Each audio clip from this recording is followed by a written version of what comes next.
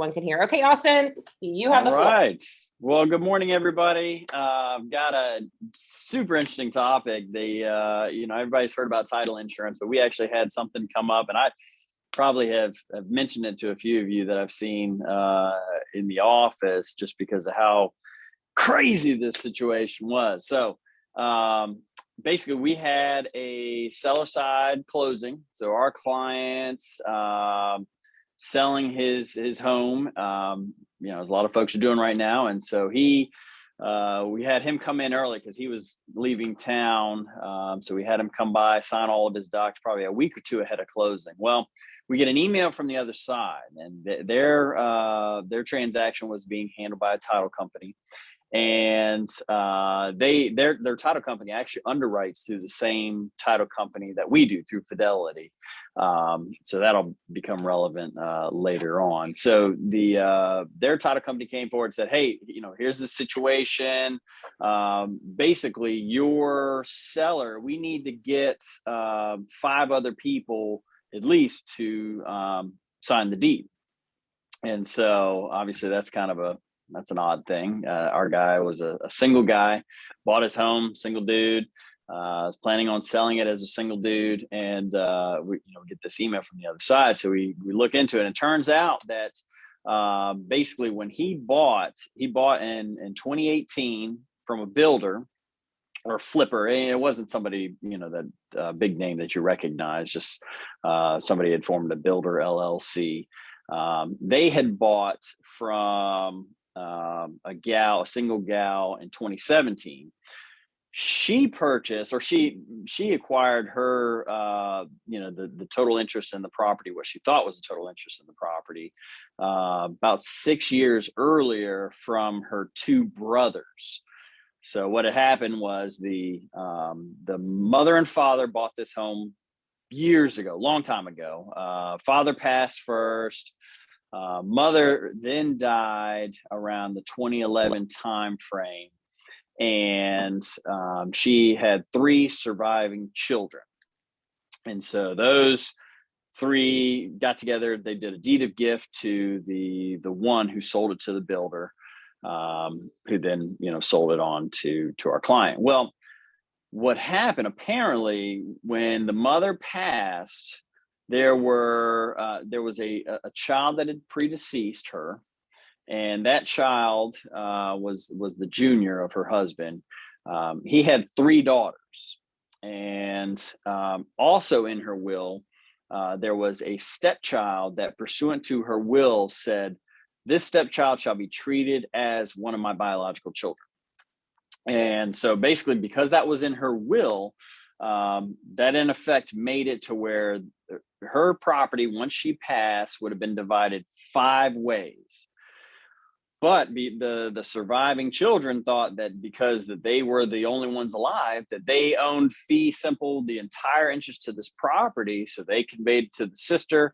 And there likely wouldn't have been a title search done at that time. People make family deals all the time. That's something you see fairly regularly. And then, but when there should have been a search, and there would have absolutely been a search, is when that heir, that the sister, sold it to the builder. The builder purchased it, and then 2017 from her. There should have been a title search at that time. And basically it would have just, and what our seller client found out was the heirs of the one who was a stepchild, who was treated the same as the actual natural born children, those 3 daughters needed to sign the deed, or so those 3 at least, assuming they were all alive at this point. And then the 2 daughters of the predeceased child, who was actually the biological child. So 5 people.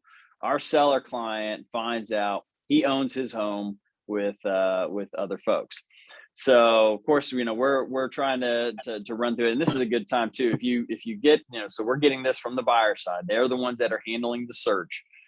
They put forth the binder that says, hey, here's what we need from your seller client. So of course, this question is, well, what do I need to do here to try to get these 5 people to sign a deed? And you can imagine, I mean, that's, to come to make a call out of the blue. Hey, your mother, your father own this property, and, we need you now to sign the deed because you're an owner of this property. That's a non-starter. That situation just doesn't, that's an issue. Fortunately for our seller client, when he bought, he purchased a title insurance policy. Now, their title company was First American Title. So that's a separate title company.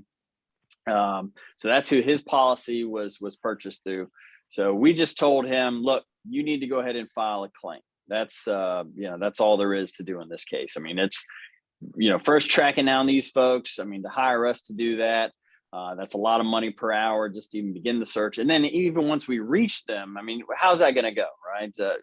Yeah, sure, I'll sign the deed. I'll just need a check as well. So, obviously sellers aren't going to be in a position. And plus he already bought it, right? I mean, in his mind, and in everybody's mind, when they purchase, they're going into it with the, hey, this is the belief, this is my property, everything was done right. And the conversation he said is, hey, do I, is there some negligence here? Do I need to be pursuing an attorney? And I told him, absolutely. I mean, but for the mistake in the search, the company that handled it, the title company that underwrote the policy, this situation should have never happened. But they just missed it. And that's what title insurance covers. So if you guys, when you're having this conversation, and when your clients will get letters from us that says, hey, this is optional, that question comes up, hey, do we need to buy title insurance? I hope you keep this in mind as a situation of, absolutely. It is very important. A couple $100 could potentially save you thousands down the road. So in this situation, first step was, hey, make a claim.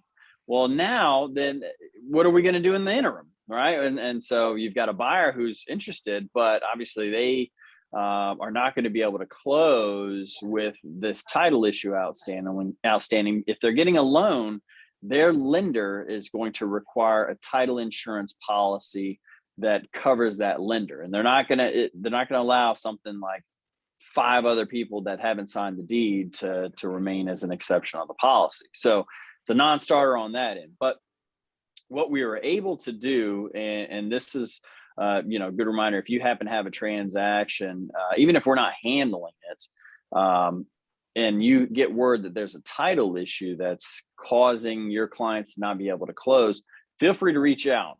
Sometimes, and I just did this a couple of weeks ago, had an agent, they weren't using us, but her broker said, hey, call us, we're the best, we'll help them out, which I thought was ironic. We're great, but we're not going to handle this transaction for you. That's fine, no big deal. But she had a situation where they found out that the title company, there was an issue, an unreleased deed of trust. And that's the most common thing you see on these title things, where when somebody bought the deed of trust from the seller was never released in the land records. Now they're going to sell 10, 15 years later, trying to find records of the paid off deed of trust. And, of course, that stuff's not handy. So the buyer was refusing to close until this deed of trust was released. It was a bank that had been bought and transferred. But she called and we were able to work through some scenarios. There's things you could do, like get an indemnity, you can have money escrowed. So we were able to propose some things and go back, and they were able to actually get that transaction moving along. Even though we weren't handling on it. So we were able to work through that. So yeah, feel free to call us. We always say that we're available. Reach out. So in this case, obviously they got the problem that the seller's like, hey, what am I going to do? He's moved out. He's renting another place. He's looking at another mortgage payment coming. He's got these 2 things. I told him, I said, hey, you need to prepare yourself for this issue to be outstanding for a while. Frankly, what happens when there's a title claim like this, the title company, they get an attorney. Can you hear involved. us? I can. Absolutely. Oh, good. Okay, I think I fixed. Sorry, I was trying to talk earlier, and I think I got you fixed, and I have me fixed now, which is fine. I think we heard a lot of it. The one thing I wanted to say when you said call, so there's 5 attorneys, correct, or 6? Correct, 5. 5 attorneys. And so I always suggest emailing all 5 at one time. And their emails are all in your welcome email and also on our Facebook group at the top. You'll see those. And then if you don't know them, just email or call Carla. She'll send it out to you. But if you can't find them in those two places, but email instead of call, because you're going to call, you're going to get the front desk, then you're going to have to wait. Then they're going to have to find some, because it's an attorney's office. So even though our attorney answers super fast, it's easier to email because whoever gets out of the closing, whoever sees it first will respond to you. So all 5 email addresses. And then Carla, if you're listening to this, please type the 5 email addresses of the attorneys in the chat session as well, but it's on our Facebook group in your welcome email. She's going to type them in the chat session. And if you do not know them from that, just ask her, she will give them to you so that you can keep them in your email. But I prefer you email instead of call for that reason. You will get a faster response. I'm only saying that because I have been with Jens Walker and Lake for way longer than I have actually done real estate. So I know how to get to them. And so we're very blessed to have the 5, but I did want to ask one question real quick, Austin. Yeah. Anybody in here, was there a portion we didn't understand or didn't hear? Because there was a pause in that where I was getting the audio. Is there something you need him to repeat or explain? The one thing I think that we missed that was integral is that we heard him talking about the 2017 and then daughters. And then when we could hear him again, for me, I didn't get to hear if the person who's the seller right now, when they bought in 2018, what happened to the title search at that time? Did you say that? Yeah, because there was a pause where you were muted here. So do you mind just going over that one little bit and then you can continue?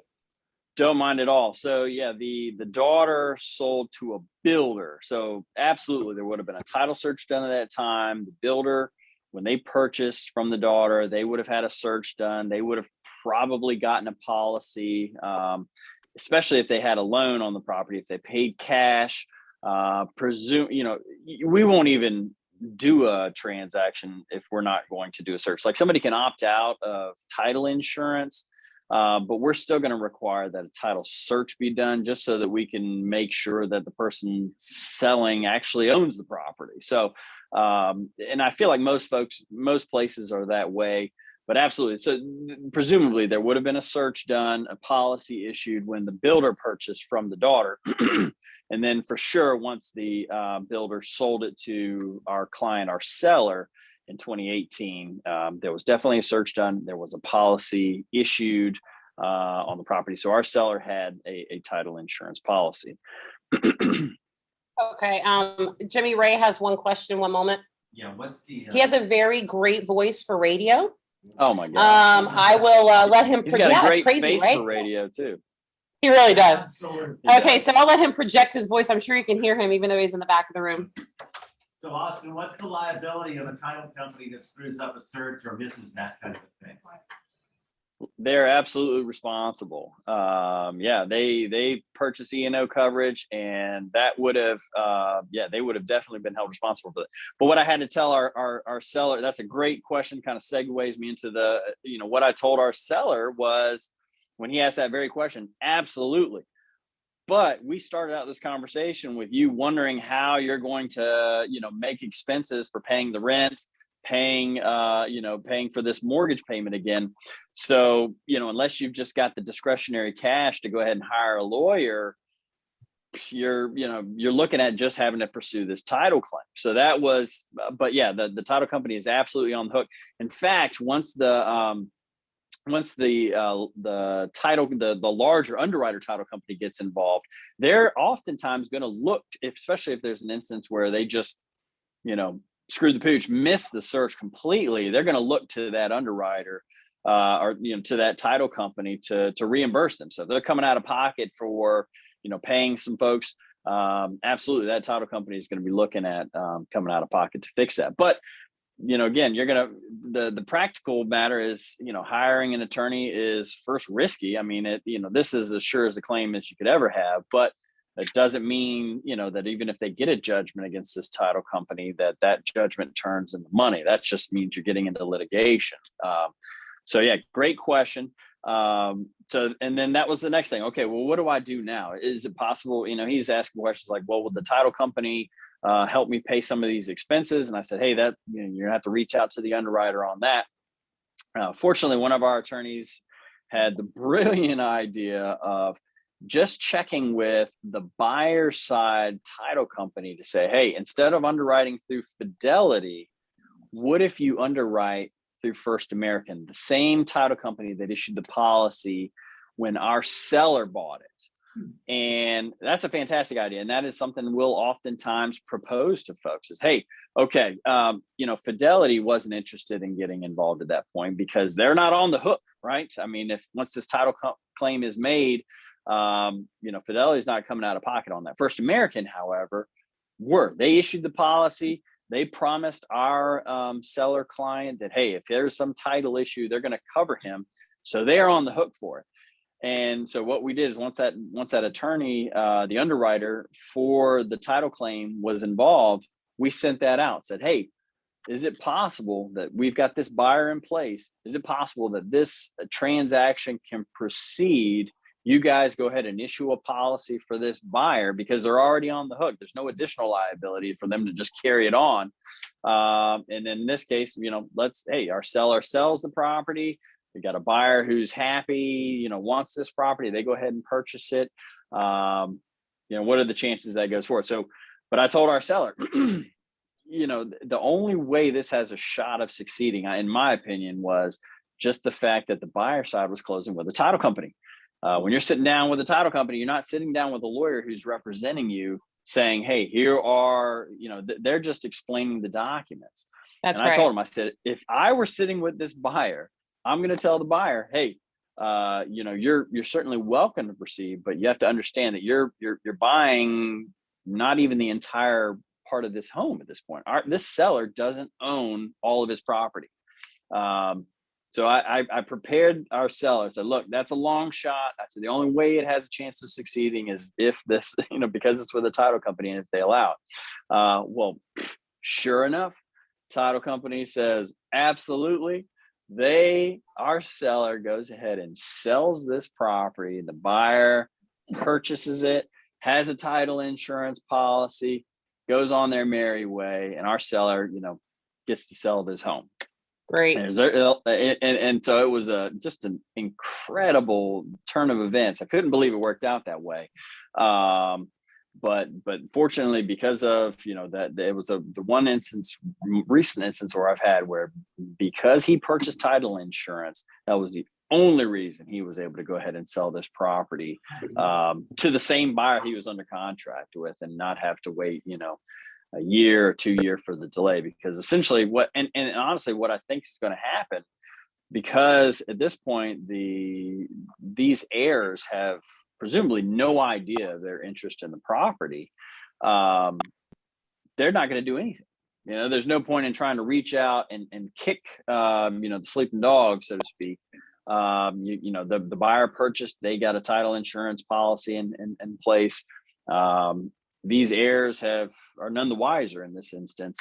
And so I suspect they're just going to continue on, going on. And now this buyer, what they're going to have to do is, if they decide to go ahead and sell, they're likely going to be stuck just, making sure that the buyer side uses the same title company to underwrite the policy. But yeah, that was a real life example. So if you don't have a story, sometimes, it helps to have an actual story, and you can speak in theories of what title insurance does, but you can say, hey, no, I know of an instance where a guy owned his home with 5 other people and he was still able to sell his property because he had title insurance. That sometimes comes across more powerfully than try to explain, what, how title insurance actually works.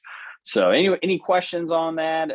Yeah, there's a couple. One, advanced title versus regular title. Can you explain that?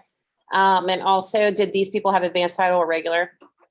Yeah, so an enhanced policy, in this case, that was such a blatant, even the standard owner's policy is going to cover in this circumstances. So an enhanced policy is only available for somebody who's going to occupy the property as their primary residence.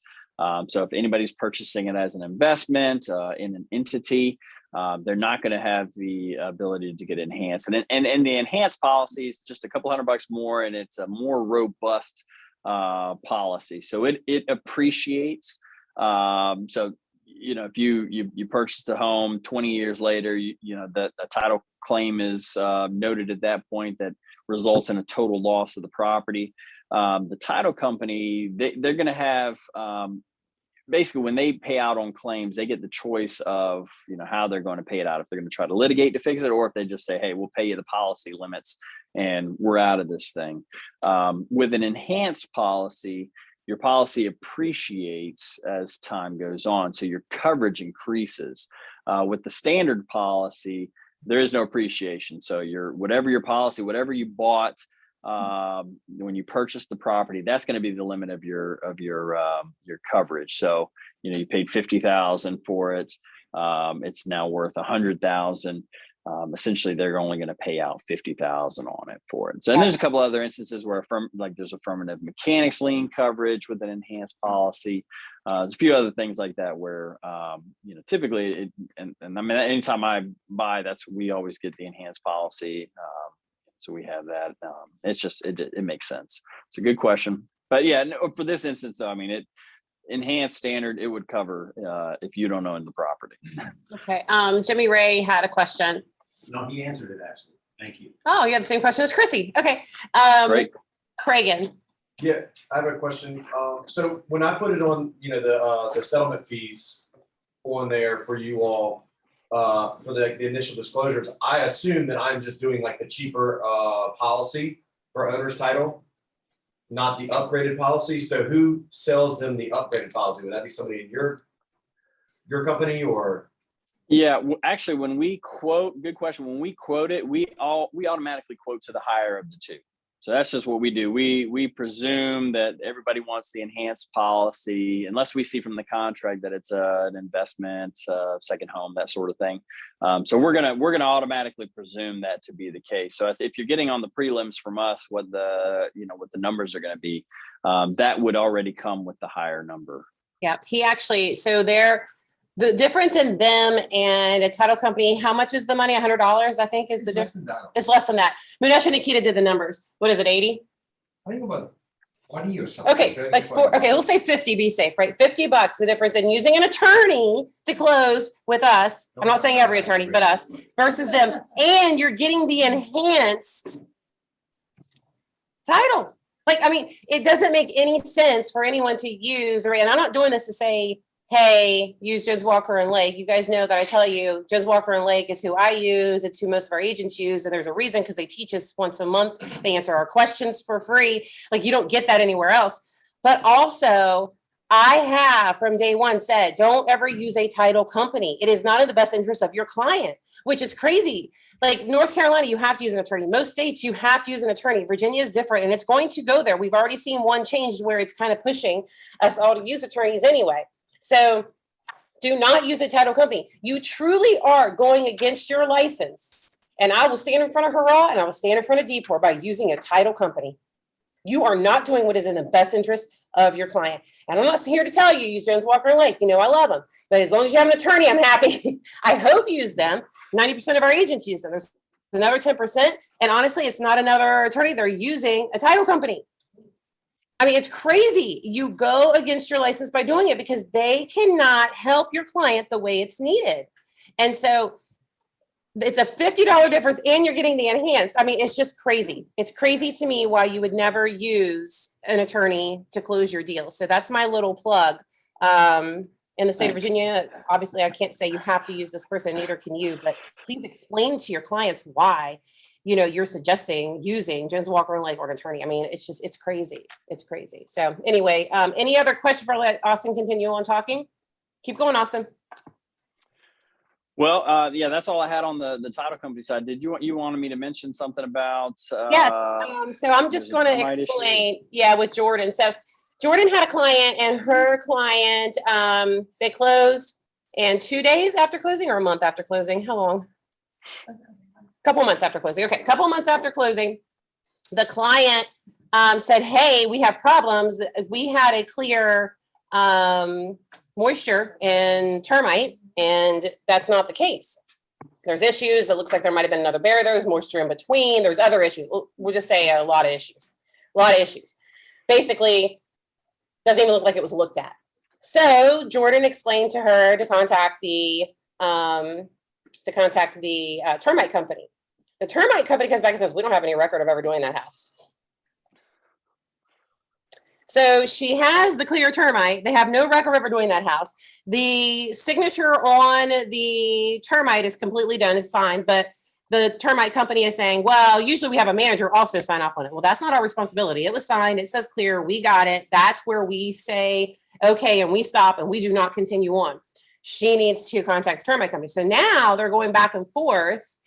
And Jordan was kind enough to mitigate between them and say, or liaison, not really mitigate, liaison between them and send emails to our attorney, send emails to the termite and moisture, go back to our client.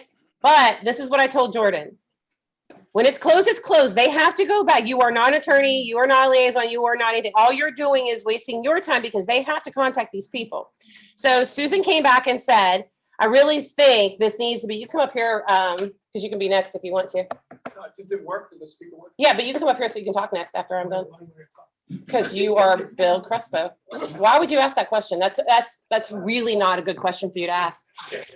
So I told her, don't do that because you are not the attorney. So she said, okay, you're right.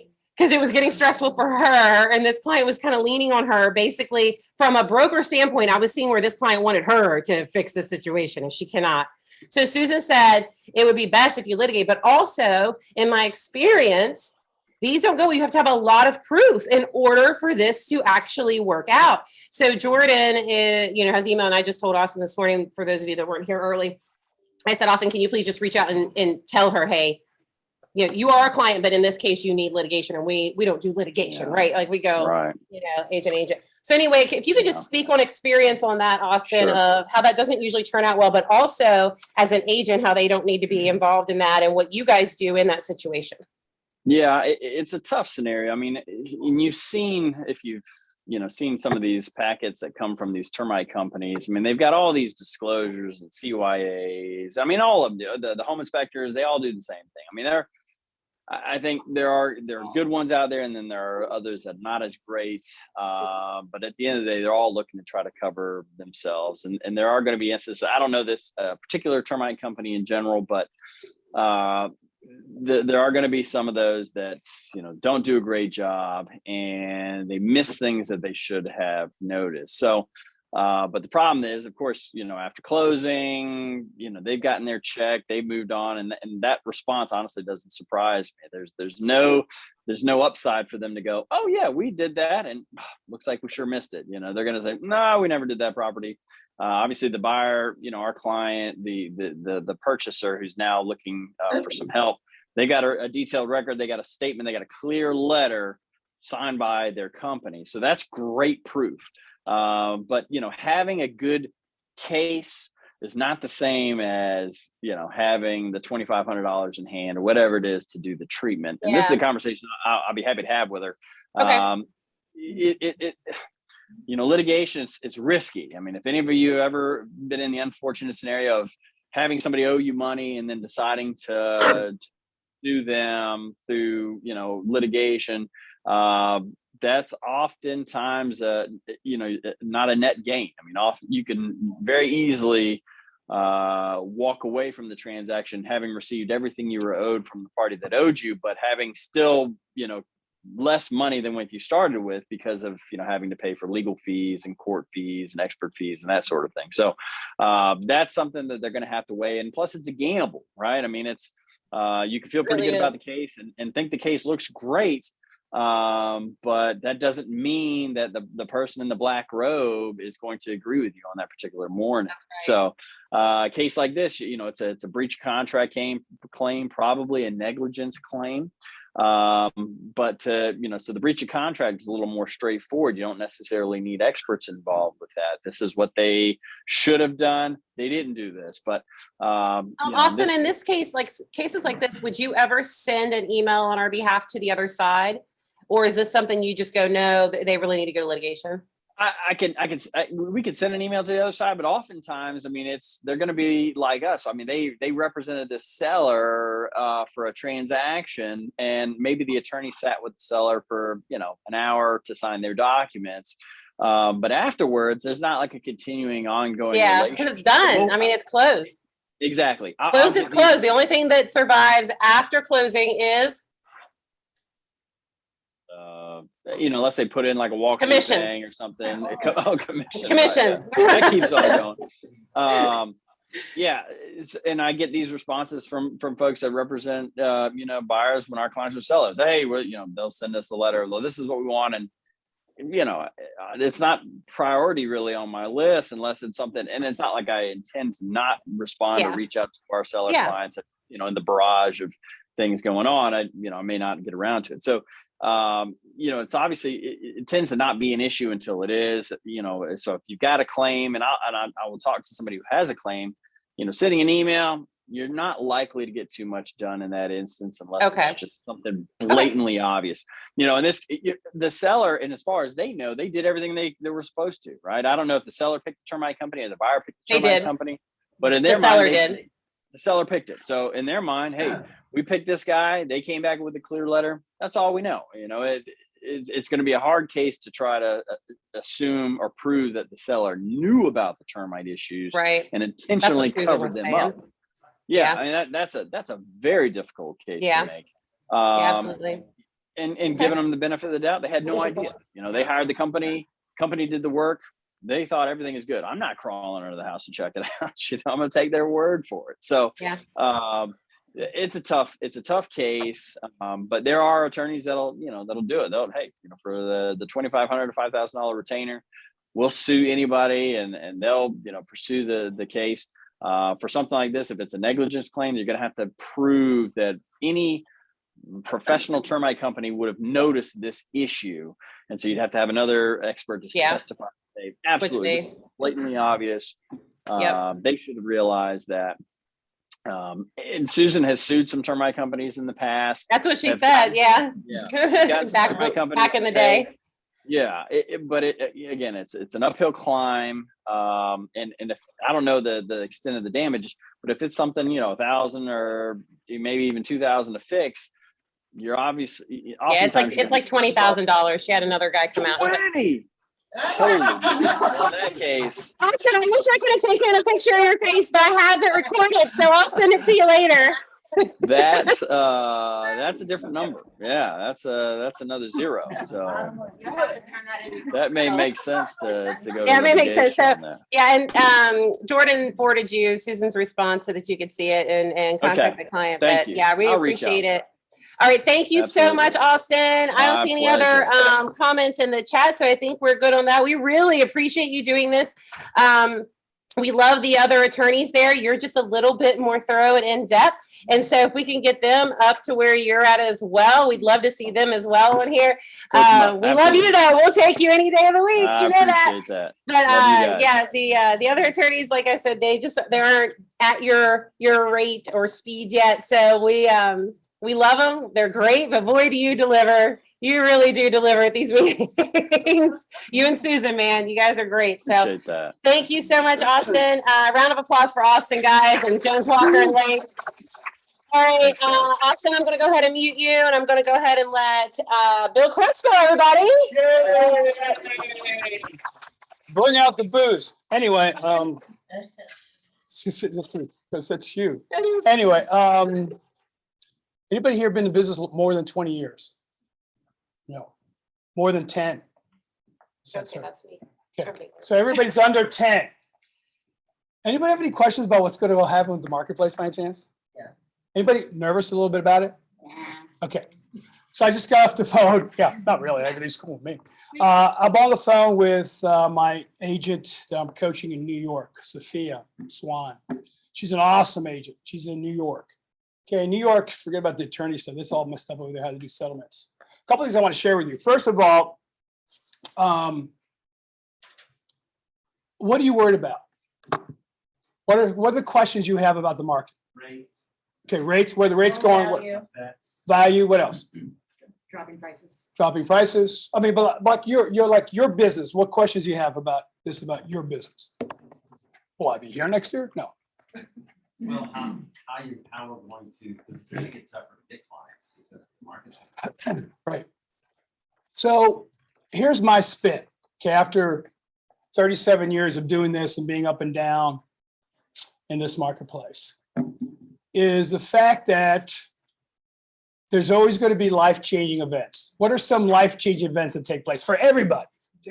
Death, divorce, pregnancy. Divorce. Yeah, divorce, financial gains, financial losses. Those will always be there in any market. Now, and I'll tell you why I think the market's going.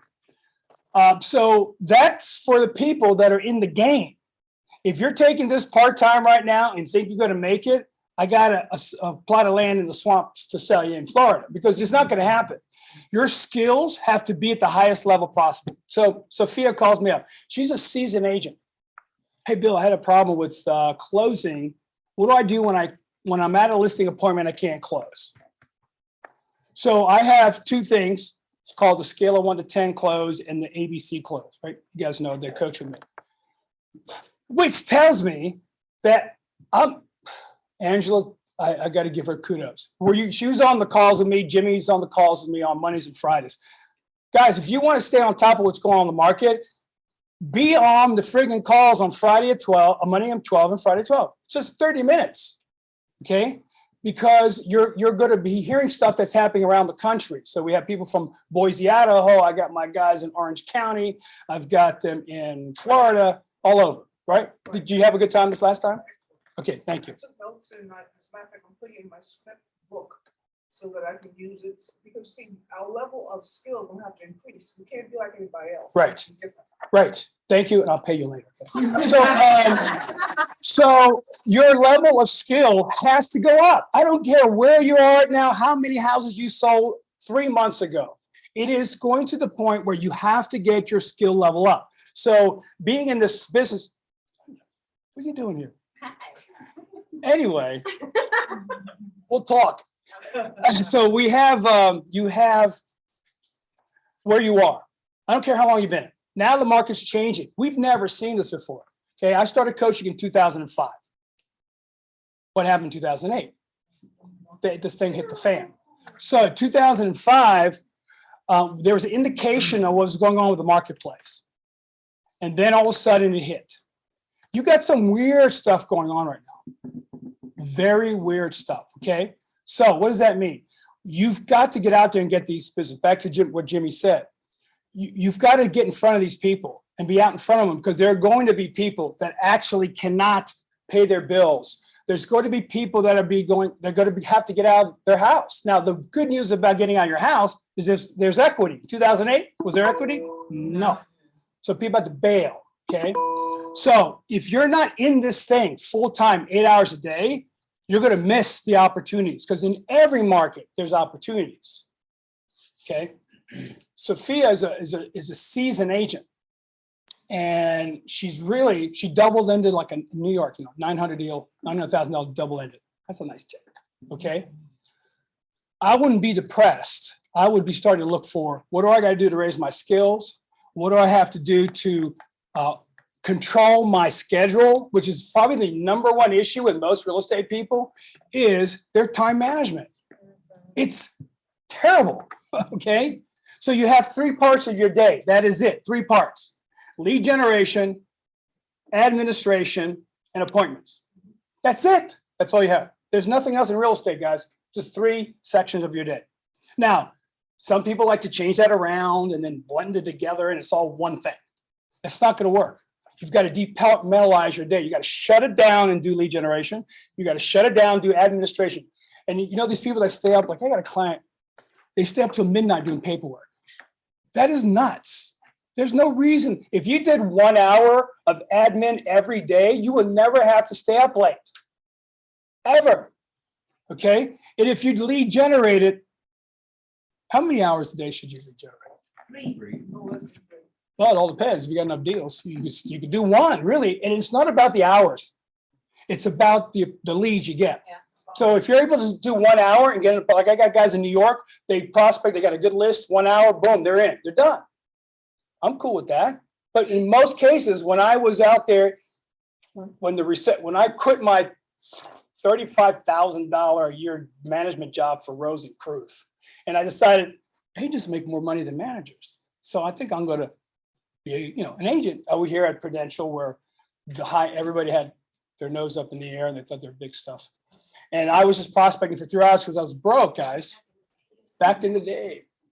I am 105 years old, but I just want to be a good looking dead person when they see me. Go, "Man, he looks good for being dead." Yeah. So I want you to understand, and I can't be any more serious.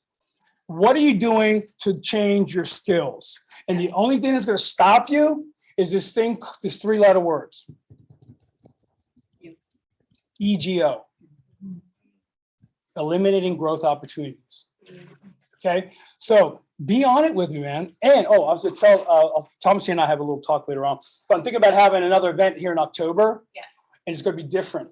It's going to be a 2-day intensive Yeah. on lead generation, lead conversion, Yeah. presentation skills, and closing skills. Like digging it out for 2 days, knocking it out. Because in October, that's when the stuff really is going to hit in fourth quarter. Because here's the thing, guys, right now, for the last 2 years, you have not had to bring value. Honestly, if whoever gets the listing first gets the selling, right? And I told you guys this in the coaching sessions that I've had with the ones that have had with me. So whoever gets the listing gets to sell it, right? Because it's going for top dollar. That's going to change. It's already changed. So if you don't have value to bring, you are going to need the for sale by owner, the expired and withdrawn more now than ever. If you don't have value to bring, how are you going to stand out better than anyone else? You're going to look at those as gold because somebody screwed up and didn't sell their home, and now you have to come in and do it because they did want to sell it. That's why they were on the market, right? So you have to bring value. What value do you have? What script do you have? You better have at least 3 scripts that you know so well, like the back of your hand, for an objection that comes up that you can go 3 different ways, right? Because you have different personalities. So if you don't have those, and I don't know why anybody would not jump on Monday and Friday, I jump onto those.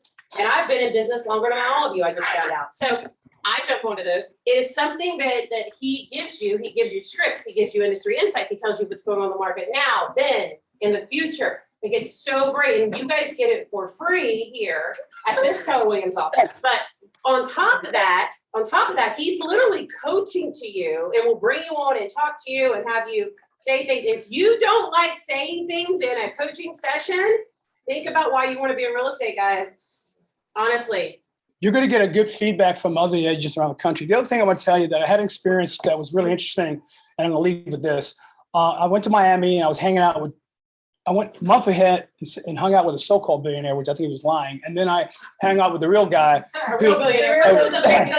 Yeah, he wanted to do a deal. So the guy, if you want to know who this guy is that I met, if you look up a Dolphins owner buys hotel in Miami, he's the owner of that hotel. The Dolphins owner just bought it. I was able to stay in his hotel and I spent days with him. You know, we walked from 50-something street all the way to South Beach every morning for breakfast. And I just want to get in his head. How did he think? First of all, the guy drives a crappy car. He drives a F-150 that he bashed into a pole. I went, that's interesting. I said, Richard, yeah, I hit a pole. Okay, great. Then he has a mom, one of those family RV, you know, the van, but you get the kids in because and I'm going, wow, this changes the whole image. But something he did, he came from Cuba. His family came from Cuba. Came to the United States. His dad was a Rush Limbaugh of Cuba when Batista left, and they said, "Where's he? We better get the hell out of here." He left. They went to New York. They went to New York and hung out. It was too cold for them. Cubans and Puerto Ricans, we're freezing our ass off. So we go now to LA. So he goes to LA. His mother was a seamstress. She sewed dresses. She went to LA. In LA, the Mexicans have the quinceañera, which is a big thing for 15-year-old, right? And then the weddings are like, friggin', thank God my girls didn't do that. So anyway, so she started sewing wedding dresses. And she made her money sewing wedding dresses and nice dresses for the quinceañeras. Then the owner of the building she was in said, I got to sell the building. You got to get out. So the husband had a job. He was a big time job in Cuba. He got a job as an accountant in LA. She's sewing dresses. She goes, how can I buy this house, this building? What does it cost? Now, this is in the old days, in the 60s, $250,000. How much would that be today? She goes, use $250,000 to buy the building. She goes, I want to buy it. She sold, I don't know how many wedding dresses and how to be able to afford to buy that building. She bought it. The building was all messed up from the earthquake in LA. It was all cracked. She bought it for $250. That began her billionaire career in real estate. This is the mother. And then you had the sons who got into it. So think about that. And then they left LA. They bought a bunch of real estate. Then they moved to Miami Beach and bought real estate and hotels. I stayed in a 265-room hotel that they own that looked like it was 1970s again. But that's another story. Because you walk in it, they did nothing to it, but it's nice. There used to be apartments, they reconditioned it. But the 7 blocks down the road, they owned another building that's going to be the Dolphins owner bought for at least $500 million. Now, hey, wait. What's the commission on 2% on $500 million? What is that? $10 million the realtor gets. Wow. That pissed me off. But anyway. So now I'm getting my license in Florida. No. But anyway, I just want you to understand that these people that came from other countries that come in respect the fact that we have opportunities here and we're hanging out like, I hope I can make it through this next 6 months. You got to bust your ass. That's what she did. Can you imagine how many wedding dresses she had to make to afford? Do you think that she didn't prospect to get those wedding dresses, guys? No. Okay, now she now lives in the penthouse in that hotel and she's the matriarch.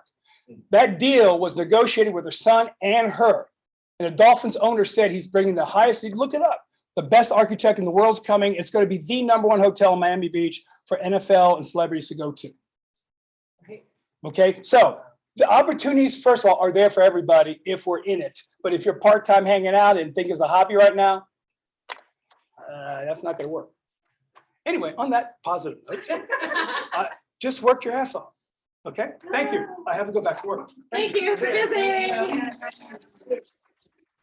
Told you guys it was going to be an impactful one this time. Not that they're not all, but I mean, this one was going to be good. So let's just keep going on. And we have Captain Mortgage. I need to start playing like some type of superhero. Whenever you come up. All right. How's everybody doing today? Good. All right. So Captain Mortgage here. Let me see me. All right, cool. Got some great new faces in here today. That's cool. I like to see that. Just touch base with the owner's title. I 100% suggest your clients to get that they had talked about from Jones Walker.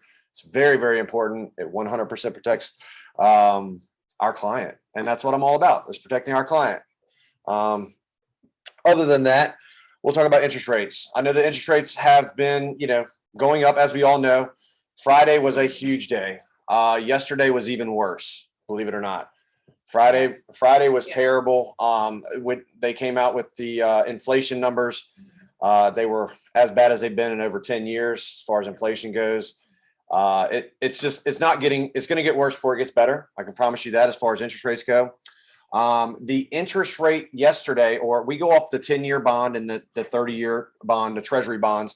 So that's a good gauge. If the 10-year treasury bond goes up, guess what? Interest rates are going up, because the 10-year treasury bond and the 30-year treasury bond has usually a direct correlation with mortgage-backed securities. Mortgage-backed securities is what they trade on the open market when we all go to sleep, the banks, as in they. So just FYI, it went up 200 basis points yesterday. On Friday, I think it went up like 100 basis points. So that's a total of 300 basis points, which is insane, because for a couple of weeks we had kind of leveled off, and we were all hoping, oh, maybe we're chill. We're everything's good now until the next actual rate hike that the Feds are coming up with tomorrow. They are meeting tomorrow, and they're supposed to be coming up with another, or saying they're going to be doing another rate hike. We've been talking about this since January. And then what was it? I think last month it went up like 100 basis points. Rate hike is what the Fed that's what they rolled out with. They're talking about 75 basis points as a rate hike tomorrow. So big picture is the rates are going up. However, rates in the 5s and 6s are not rates in the 10s. If we were having this conversation in a year from now, when the rates are in the 10s, then we're all probably shaking in our boots. Because that's when people are really not going to want to buy, because that $500,000 home that they qualify for, even right now, they qualify for probably 400, so it kind of really changes the game. We are going to be in a recession. Just be prepared. Save your money. You know, if you go sell, like you said, you go sell a fat $1 million house and you get a huge paycheck, put that money away. You got something, Jimmy? Yeah, I may have missed this. So what are the arms doing right now? So that's actually a good point because arms are actually a good option, especially for the military buyer, the VA buyers. We have 3, 5, 7, and 10-year arms that we offer in-house. As far as the rate goes, it's probably around 1 interest rate point lower, roundabout. So if the VA loan is 5%, it's probably closer to 4%. Relatively speaking, to the borrower, to the purchase price, to the loan amount, all those things, obviously, with the credit score, they all play into where the actual number would be. So what are are there any differences in terms of cost to the consumer and in terms of the rate they would get for different term arms? As far as cost to consumer go, like I said, I've been pushing the VA arms more than anything, just because most people that are not military are not even interested in the arms usually because they're going to live here. As far as the extra cost, there's not really a whole lot of additional costs in the arm. It's just a different loan product. You know. And can the rate be brought down in an arm? Yeah, for sure. As far as I know, yes. Unless the guidelines have changed, yes. I'm done with questions. Yeah, no problem. No problem at all. I like We questions. like questions, yeah. Let's see, interest rates. Sorry, got me off my game a little bit. No problem. So, so that brings me to ratified contracts. If you get a ratified contract, what is a reasonable time frame to get it to the lender and the title people or whatever? Your people that you're sending it to, what's a reasonable time frame? 24 hours. 24 hours. Soon as possible. That's the answer I was looking for. As soon as possible. The reason why I say that is because it piggybacks on exactly what I was just talking about. Interest rates went up how many basis points on Friday? Went up how many basis points yesterday? Think about it. If you got a ratified contract Sunday night and you didn't send it to me till Tuesday morning, your borrower just lost at minimal a quarter interest rate point, maybe 3/8, maybe even a half, depending on the borrower. So just think about that. They may not have qualified anymore if you waited 24 hours between Sunday night and today, Tuesday morning. So just keep that in perspective. That is why it's very important to all of us as a team to send us the documents when as soon as you get them. And I know we all know that, but it's just a reiteration of the fact of the principle. I had a borrower who got a ratified contract Friday night at 7 p.m.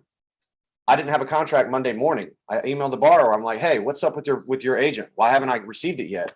And I saw, this is not one of y'all's, this is a separate firm, but they also use Jones Walker. And the correspondence they sent me, they sent correspondence to Jones Walker at 7:50 p.m. on Friday night of the ratified contract. And then they just forwarded it to me. I'm like, why didn't they send it to me at Friday night so I could have it Monday morning? So that's kind of where I'm, like I said, it's not a Keller Williams agent, so that's why it's very important. Please get us the document, the ratified contract as soon as possible. But 24 hours, that's the general rule, yes.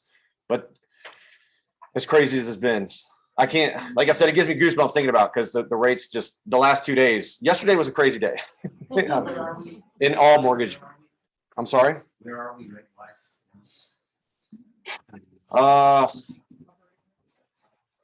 Conventional, probably, in the 6s, low 6s, low to mid 6s, depending on the credit score and all the things. I just locked a rate, 800 credit score at a condo, super low loan amount. So that makes a big difference as well. In the mid, or say I was like 6.25, 6.375. But it's a super low loan amount. And I mean, it's a condo in downtown. It's like it's one of those sweet spots. It's like less than $125,000 loan amount. We don't like low loan amounts. Investors don't like them. That's why the interest rate's higher. That same exact loan, if it was not a condo, which is a hit, and it wasn't a low loan amount, maybe that rate's 5.75. You know what I mean? It takes hits. That makes sense? Yeah. All right. Did you have a question I might have missed it. before I transition from Or you, interest rates? do you see a lot of people buying down their rate? More so now, absolutely, than 6 months ago. Absolutely, because there's no reason to buy down a rate. Why would you buy down a rate at 3% down to 2.5? There's not Right. that big of a gap. You know, the greater the greater the number, the higher the margin. But Now, yeah, I mean, I had somebody buy down a rate a month and a half ago on a VA loan. Max they could buy down. They bought it down $16,000 and they got like a 3.5 or 3.25 rate. It was like 3.25. But that was 2 months ago on a VA loan with a great credit score. You know, they bought it down almost a whole interest rate point.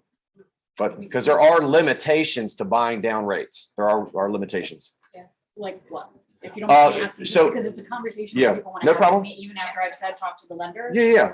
So it's called HOPA, HOEPA. That is a federal law where it prevents high cost mortgages. It's a thing from 2008. I say a thing. It's a terrible word. It's a whatever from 2008, Right. 2007 to prevent predatory lending, so that you can't go pay 6% to buy down a rate. The rule of thumb is 3%. You cannot charge the borrower more than 3% in origination. So that's Okay. my fees and the buy down of the points. Does that make sense? Wrap your head around that. Yes. So whatever I charge plus whatever it costs for origination points to buy down, it cannot exceed 3%. There are cases where you can go up to 5% if it has a decent loan amount. And there's certain parameters. I click a button to see if they want to buy, if they have the opportunity to buy it down more. But 3% is the rule of thumb and could go up to 5% in discount points. Agreed. If there's a serious buyer and he knows he's gonna buy something in a week or two, can he lock the rate before a ratified contract for a cost? Obviously, Yes. There's a cost in that. Yes. So my company does do that on a 120-day lock. It's going to cost 1% of the loan amount. And then on a 180-day lock, it's going to cost 1% plus a 1/4 point interest rate hike. So we do offer that. It is not super value added, in my opinion. I do not push that, and I'm not going to say I try to talk somebody out of it, because it's your business. Talk to your CPA, whatever they tell you to do, or your financial advisor. However, I would not want my son to do what you just said, because is it worth? Let's say you're buying a $400,000 house. Is it worth $4,000? To do that? I mean, to me, it's not, because I mean, at the end of the day, you could take that $4,000 and buy down the rate if you get to that point.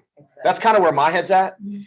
And other lenders can, we can all agree to disagree. Or maybe if I talk to a lender that's been doing it 50 years and they talk me into it, I'm always open to new ideas. I'm not that guy that's hard to sand. If you teach me something and talk me into something, I'm like, damn, that's a great point. I'll bring it to everybody I know. Was there anything in there? Okay, great. Any more questions about? I know it's like a lawyer. They want to beat up the lawyer on all the lawyer things. The interest rates are a big thing when hitting lenders with.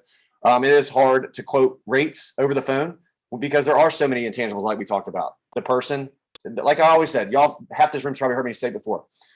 Every buyer is like your thumbprint. No two are the same. So when if Jeff gets a six point rate and Chris gets a 5-point rate, was he a VA loan? Was he an FHA loan? Was he a conventional loan?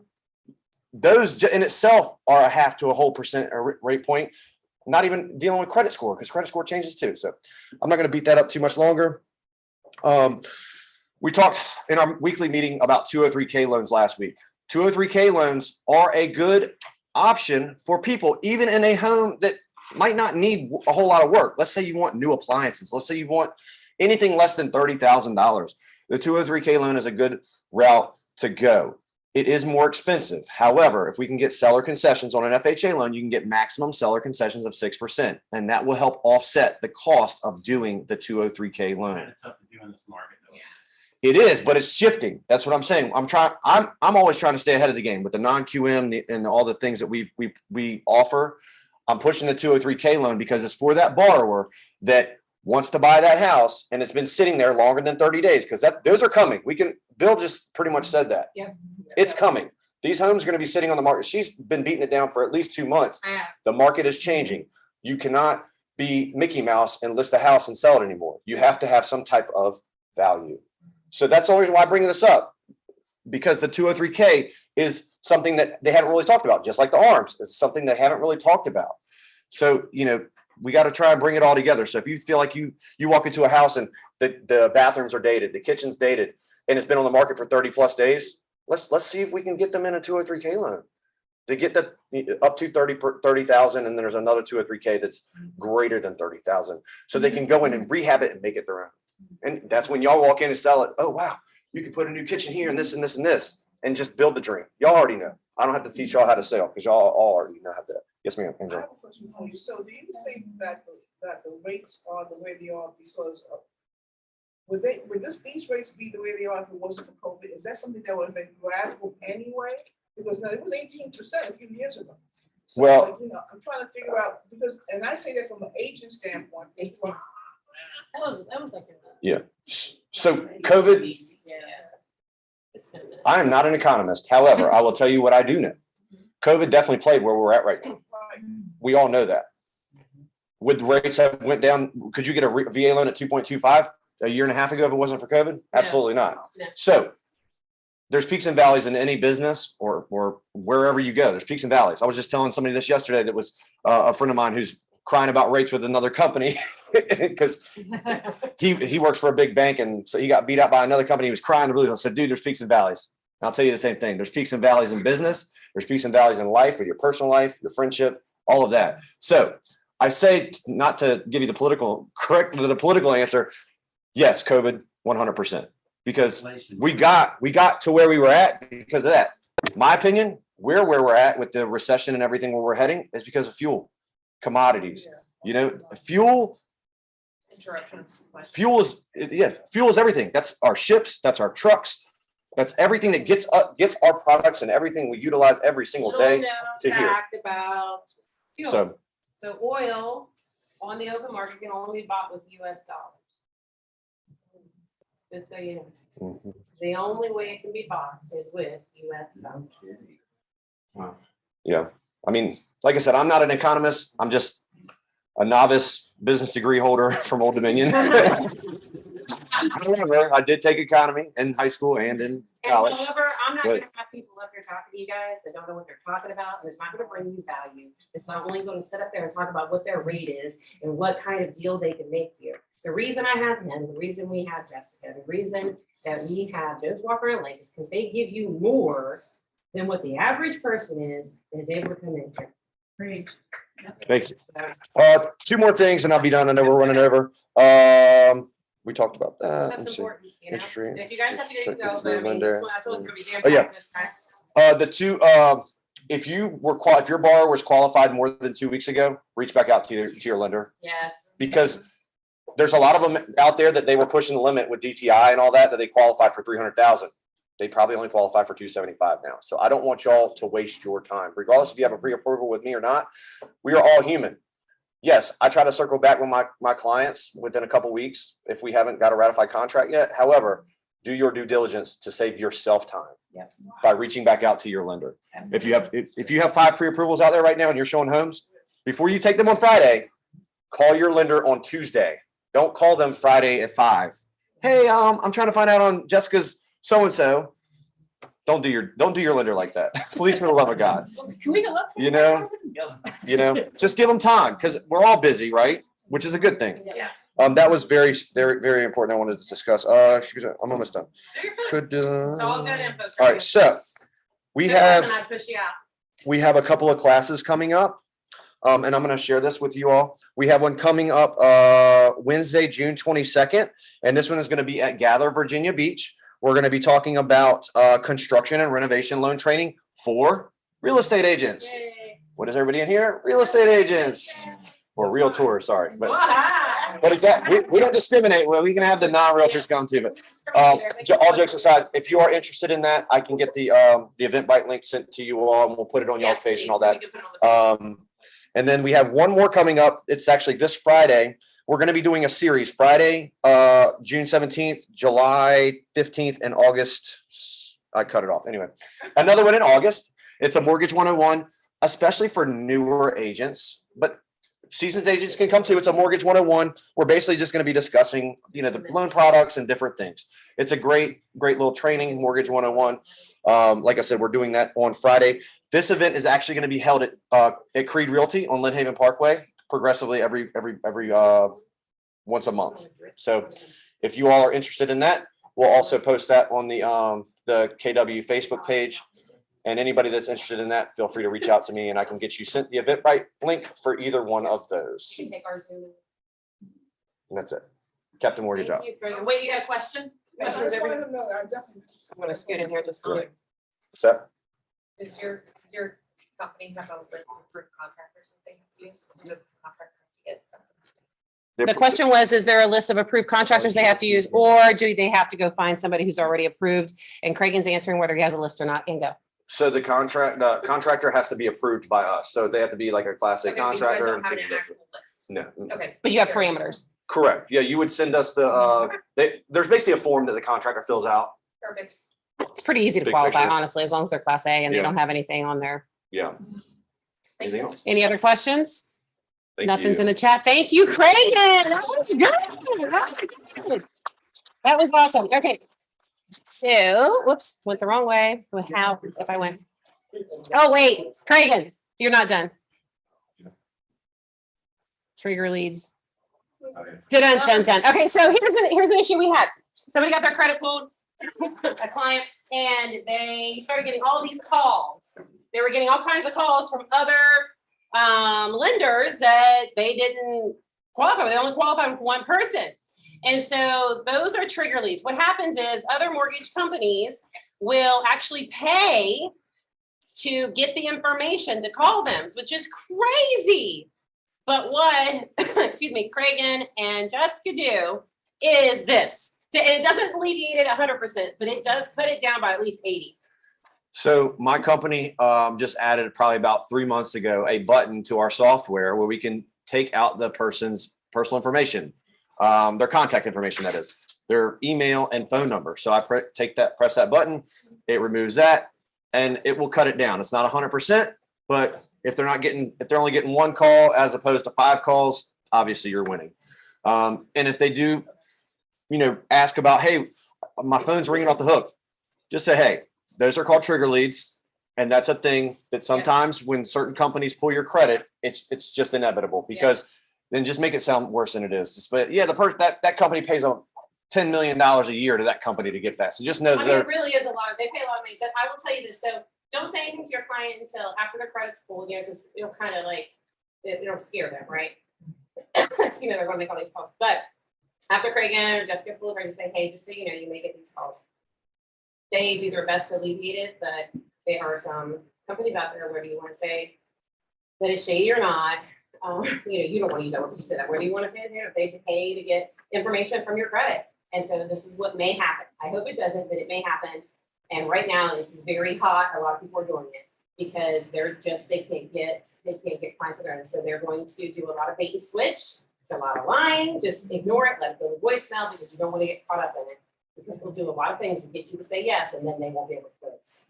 And then, but wait till after the credit. So if you say it beforehand, they're not going to want the credit. Yeah, right. No, I don't want to deal with that. Yes. But I think I said this last week too, but when you're going over your buyer broker and that data sheet and where it says, be aware that if you think something isn't from Keller Williams, then don't, click or whatever. And I say this can happen with any of the vendors we use during your entire home buying process. Yeah. So I think that. That's a Say good, that that's a up good thing. front. Yeah. As long as the That- credit's been pulled, you that- don't scare, you know what I mean? Right. That is an amazing point, Una. And I would say the same thing. Just to piggyback on what she said for people that might not have heard her. During your, what did you call it? The Buyer broker. buyer broker meeting with your client, just mention to them, throw it out there that, anything that's not Keller Williams or anything that's not from me or Jessica or whoever you decide to use, because it is obviously your, but if it's not the lender that you chose or you're sending them, just say, hey, if you're not getting it from XYZ company, disregard it. Don't trust it. Yeah. So that's a great point as Thank well. you, Una. Cragen. Yep. Sorry, I brought you back up again. That's all right. I forgot until I hit the next one. Can I touch on what Cragen said real quick? So that actually happened, so my dude ran one of my opposite leads credit, and then he got a hold of the phone call. And so I talked to him yesterday, and he was like, yeah, I talked to some other people, different company, it wasn't Cragen, and, they said that I can't proceed because I have stuff on my credit. And so I, went a little deeper into it or whatever, but basically he was working with somebody else. So, but now he's with Cragen. right? You don't know yet. Okay, so we're there. We're almost there. Okay. Okay. Good. But yes, I mean, and it has happened. The information goes out and they start calling these people. So Sarah, Alex, Hi. it's First of finally all, your time. so sorry we're not there. It's totally my fault. I did not look at the Facebook and calendar just said gather. And so here we are sitting by ourselves, but we'll definitely be there in the correct spot next month. So sorry about that. One thing I just want to touch on and hammer home, and I know I've said this to you all before, but I do believe it bears repeating, as rates do continue to rise, and as we see, it's just going to keep happening. One of, the ways that your purchaser can, have some control over their monthly payment is by shopping their homeowner's insurance, because insurance is one of the items that goes into that monthly payment. And again, at Prosper, we work with 30 different insurance carriers. So we're able to shop to find the best premium for the homeowner.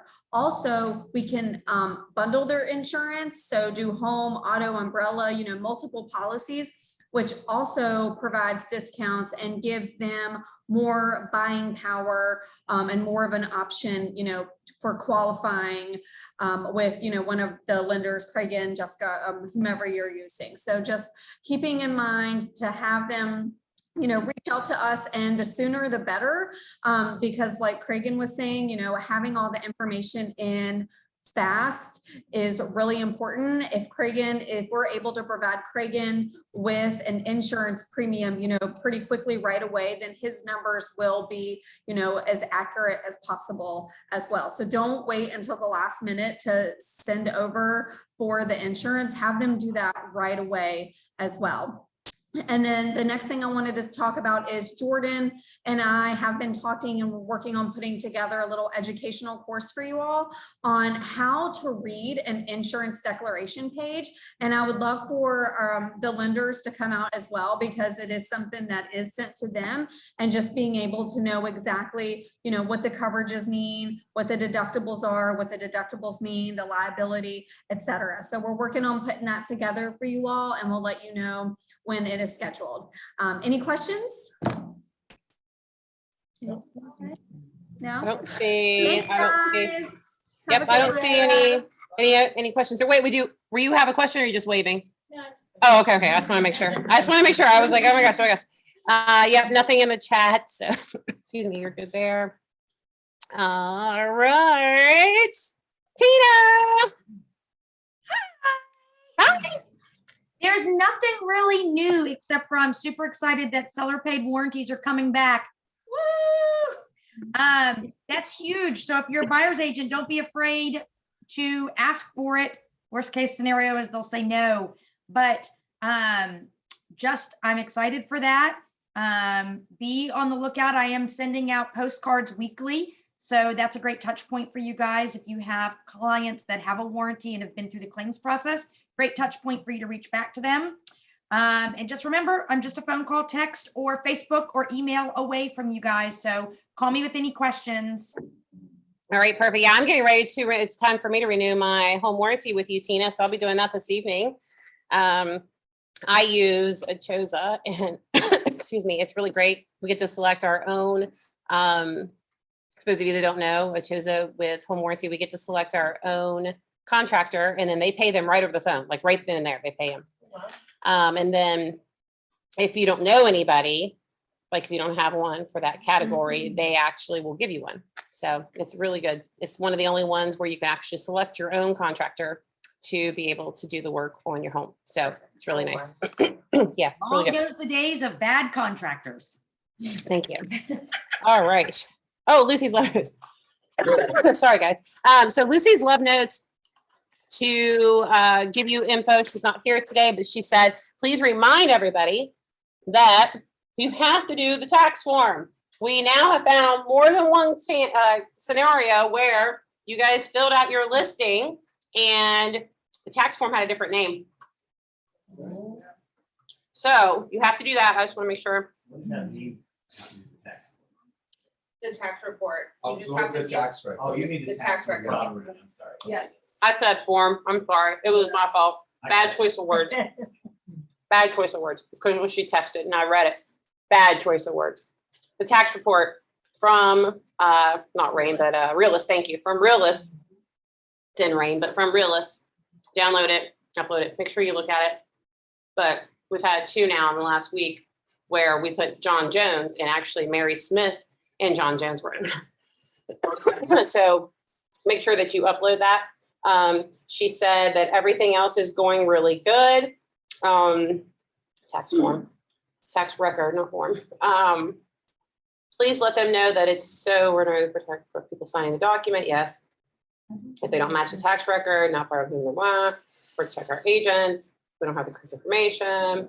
And then she said, just make sure, which Carla, this is the part I remember now that we were going to talk about. Make sure that if you lower your commission, if your commission's lower by, and I give you permission to lower, remember, you have to get permission to lower your commission. That I remember what it was lowering the commission. That we have that documented in Brokerman. So you can say, per Thomasina, blah, blah, blah, blah, or you can just copy and paste our text back and forth or our email and upload it into Brokerman, because we had a situation last week where somebody thought they were getting a lower commission. I never asked permission.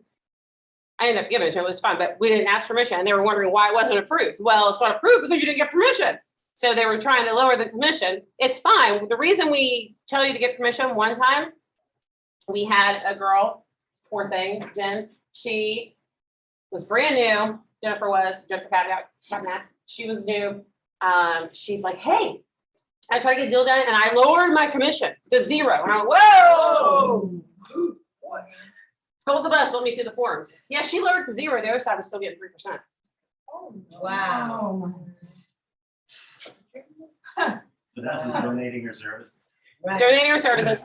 So I mean, she's paying money at that. I called the other agent. It's like the one time I call an agent. Like, I don't call agents usually. We're not allowed without broker permission. Oh no, I was so mad that that agent did that to her. I called him up and I said, have you lost your mind? Have you lost your mind right now? I'm gonna tell you, you better fix it. I mean, I was so mad. I mean, I just came right out of the gate, which I don't do. You guys know I try to be very, but I was so angry that they took advantage of this poor girl. Needless to say, it was, Fixed it. yes, we did. We fixed it. We all became friends at the end. And we did 2 to her and 1 to him. Oh. Oh, wow. Yeah, isn't it nice? Yeah.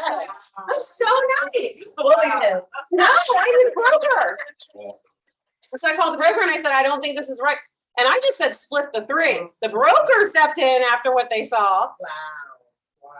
And so that went great. So now, because it did so well, that's why you don't know the name of the person I talked to, right? Because we don't, it went Right. well. It's kind of like when you go to Disney and something screws up, they make it so good. You're like, Yeah. let me tell you how great this bad experience was.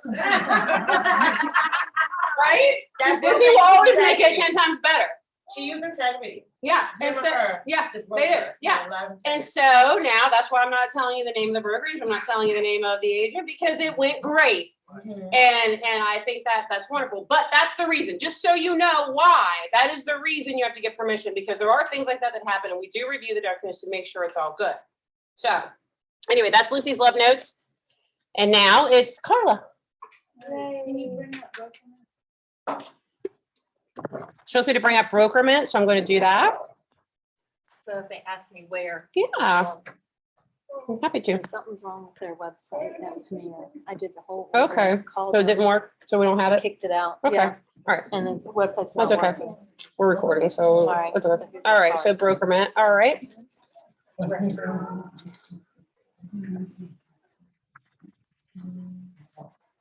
Okay, But yeah, y'all missed out on the boat cruise. here, you can drive. Oh, man. All right, so Carla got Brokerman up, and she's gonna drive. Okay. So if you look up here on this one that I made this morning, one of the issues that we keep having, and I just wanted to bring it to your attention. How do I go down on that? There we go. Right here. Is there a referral? See the drop down that I've Yeah. created? That's real important because when I'm putting everything in our system, I have to denote where all the money is going to. So if 3% is coming in, but part of your 3% is being paid to somebody else, I have to put it in Brokerment and into Keller Williams system. When you put no, and then you put a referral agreement in a listing checklist or a buyer checklist, I don't know it's there. Have to select yes or Right, no. so then all of my reports, my financial reports that I'm doing every week that I'm giving to Thomasine and Cindy are wrong. They're going over these numbers with Keller Williams International that are wrong. So what happens is I'm processing them. Why are our numbers Can you wrong? imagine her sweet little face when I'm yelling at her? You guys are doing that. You guys are doing that to her. So what's happening as they're closing, I'm having to recalculate. She's like this.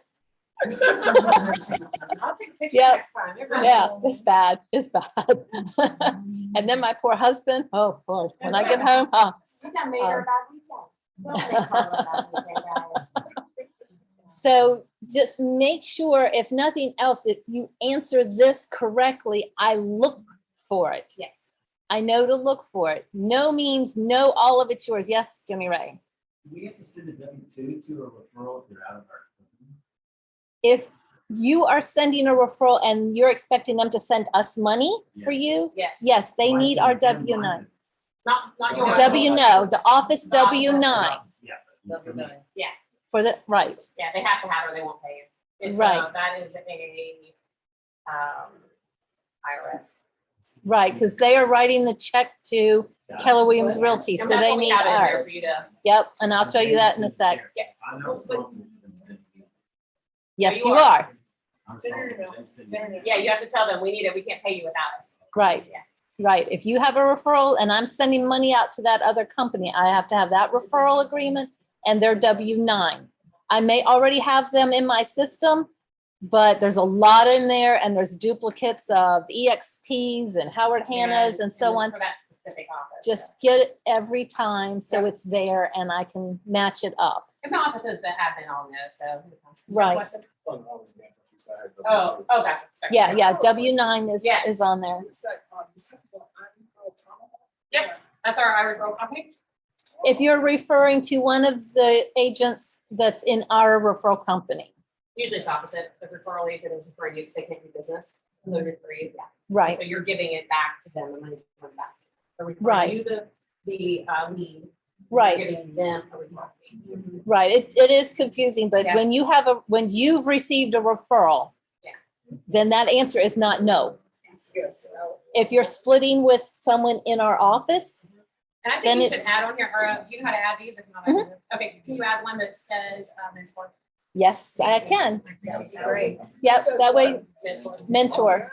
All right, so these I can add. Okay. I have Ojo, Op City out of the office, our referral company, and in-office referral. Yep.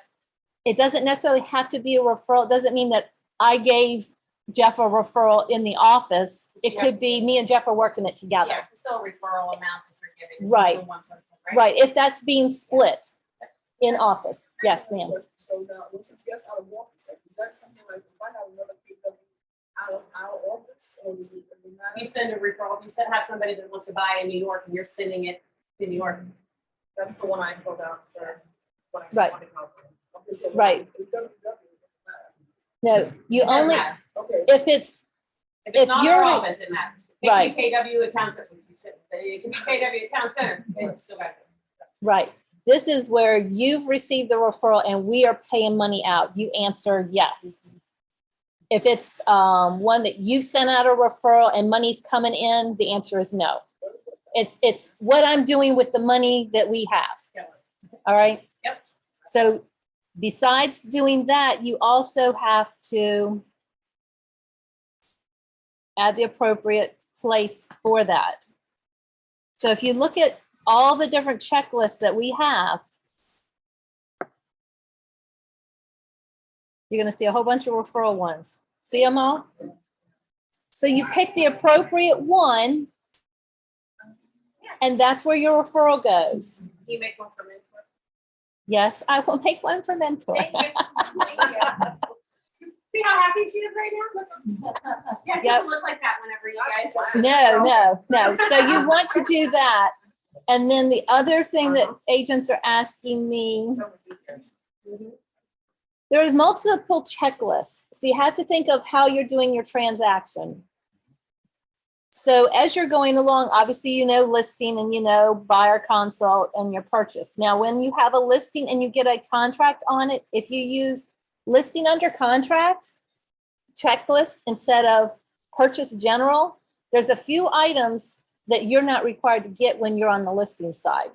So if you use that checklist, you won't have to explain to Lucy why you don't need those few items. Yeah, you don't have to. Because when you submit for review, she does not see this whole file. She only sees what you submitted. Remember, All right. submit all at once. Yes, all at once unless it's an additional document that you're And adding you can in. have as many one-on-ones as far as you want. You schedule it, Absolutely. come in, it's okay, I'll come in. You have a whole hour, Mhm. and sometimes even if you want to schedule 2 hours, if she has it, she'll hit it not, another hour, you have to come in as many times as you want. You can hold it up, that's that same stick one, with your website, and all that. Yep. So you can have a meeting if you want, you schedule it. Right. Okay. Anything else? Does anybody have had anything else? I've helped quite a few on the phone doing brokerment and here in person. Yeah, she can definitely do Zoom with you, you know, if you can't come in. All right, so that is great. Thank you, Carla. We kind of already went through all this, Stump the Broker, and team meetings are going to be here until September. We're just changing it up a little bit. Craig and I are kind of getting something together. We might do something over at Chicho's. We kind of talked about that, a little pizza party for one of them. The rest of them, make sure you go underneath the events on our Facebook. New agents, here we go, guys. We got a lot of new agents this month. So Michelle Wiggins, Tanika Haley, Ellie, stand up, Haley. Ellie's here, stand up. Cassie, well, she cannot stand up. She's hurting a little bit. So just wave your hand, Cassie. Mary Wynn, who is also on Ellie's team. Excuse me. So she just came in and was able to grab someone real quick to start her team up. So congratulations on that. Rebecca Slurs, come back to us. Demecia Collins and her husband, Andre Collins, which they are on here virtually. Welcome, welcome. And we did have a capper, Kara Walker. She capped. We have the results in for last month. So we have top listing agent. Now I do want to say that Kara and all of Keller Williams, because I noticed it wasn't her, but all of Keller Williams, she was number 3 for the region for how many closings she had, units. Yes, for the whole region. So all of West Virginia and Virginia. All right. She's also top listing agent for units and for volume for our office. Top closing agent, units and volume, Jordan. I don't know why I keep talking. She had volume and units, and then top listing team and top buyers team, units and volume on both. Munesh, Nikita Holmes, congratulations, guys. Testimonials, we had a lot. Now, if you want a testimonial, all you have to do is send it to me in a copy and paste format. And this is what they look like when they're done. We also put it on Facebook. We boost it. We put it in there for you guys to have. So here we go. Kara had 1, 2, 3, 4. Chris, woo, had 1. Jordan had 1. Great job, guys. So hopefully you can hear this. We have birthdays. Oh, something happened with the volume. Birthday, happy birthday to you. All right. I'm not sure what happened there, but that's fine. And then we have anniversaries. Jessica, Sarah, Mary Frances, John Jones, Christy Feeney, and Guadalupe and LaShawn Thompson. Well, the music went on for that one. I don't know what happened to the happy birthday. And then we don't have any other vendors today, but I'm going to close in prayer, get you guys out of here. I'm sorry I'm 7 minutes over. we will have the hour and a half until September each week with packed information for you guys. So, Lord, thank you so much for excuse me, everybody that came in today. I just pray they have a prosperous week and month. I pray that if they have any family members that need you right now, that you reach out to them. I pray that if they need you right now, excuse me, that you are stepping in and holding them tight. And I just want to thank you for the family that we have, for all the locations that we have, and for all of our vendors who have taken care of our precious agents. As you know, this is your business. We always give it to you. And I just hope that you walk with us for the rest of the month, the rest of the year, and the rest of our lives. It's in your name we pray. Amen. Thank you, guys. Thank you, everybody online.